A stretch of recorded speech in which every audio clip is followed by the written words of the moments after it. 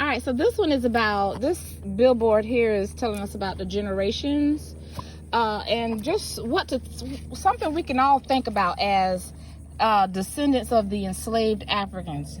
Not only just those who were the survivors of the Wanderer, but the survivors of that whole 247-year era of darkness, of being separated and stolen and removed from our natural tradition. So as it says here, generations. Can someone use your finger to point for me? Thank you. How can we pass on the traditions and memories that are most important to us? What legacy will you share? The Wanderer survivors brought many traditions from Africa and shared them with the families and friends. Their songs, stories, food, and folkways are part of a popular culture that connects us all today. The legacy of our blended heritage is like a sweet grass basket. Each of our talents, memories, and traditions are like grass blades interwoven into our collective culture that unites us all.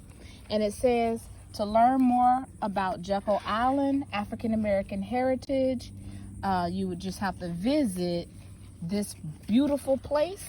If you are looking for a tour guide, link up to Lift Up. Mama D is always here.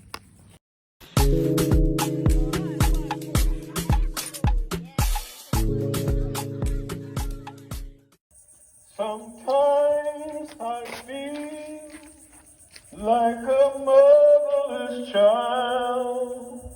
Sometimes I feel like a motherless child. Where at?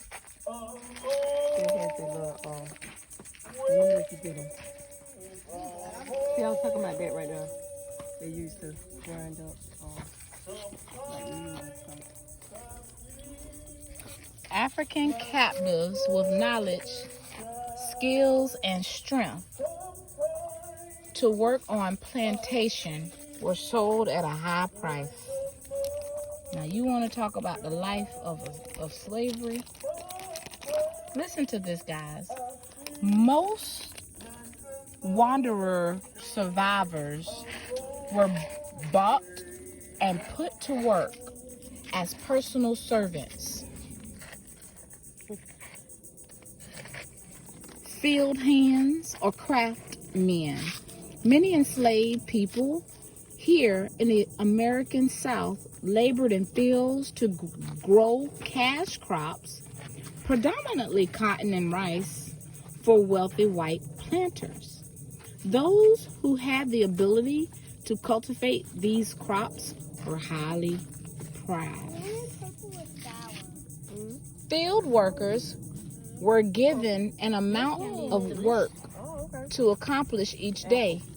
Mazel, once their long work day was done, they were then allowed to hunt and fish, raise animals, grow vegetables, and cook for their own. It was a life of bondage, forced labor with no pay, meager housing, and harsh punishment. So this is some real life. This right here is another model, guys. Yes, in Ghana, this is what they would use to, Monzel, pick it up and then try to crush the rock. Pick it up with two hands.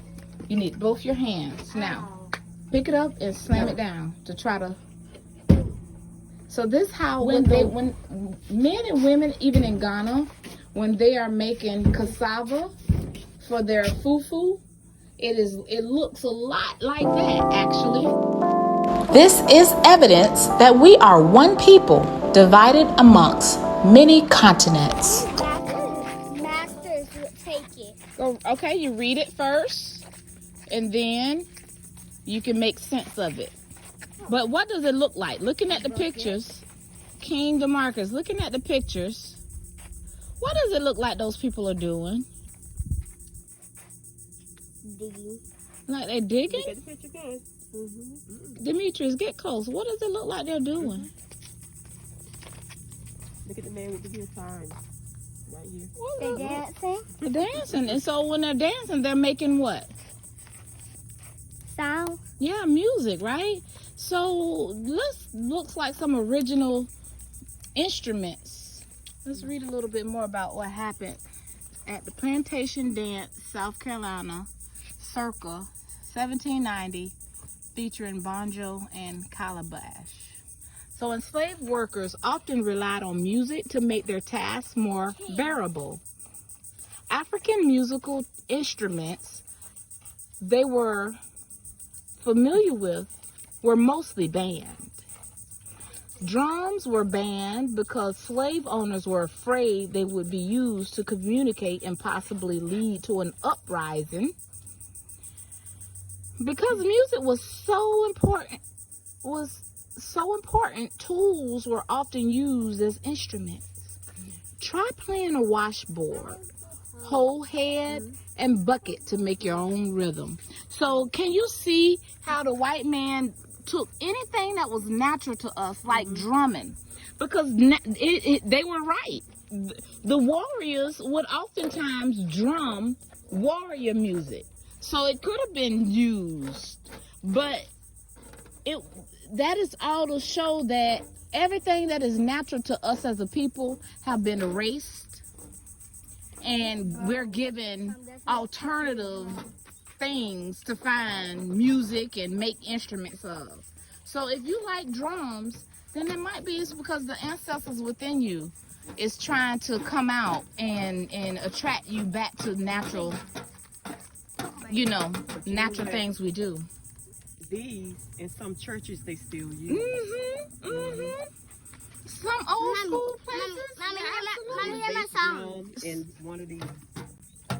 I think it's more like that. Yeah, there you go. Make you a song.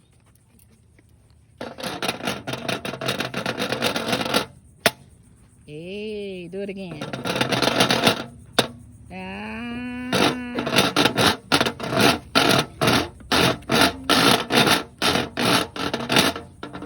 All right, good musician.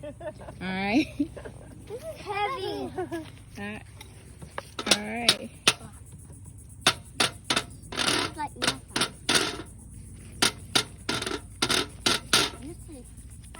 Awesome. All right, let us keep moving. So this was Jekyll Island, right outside of Brunswick, Georgia. And this is a great place to come walk, talk, and learn our history, which has shaped our identity and culture. Don't forget to subscribe.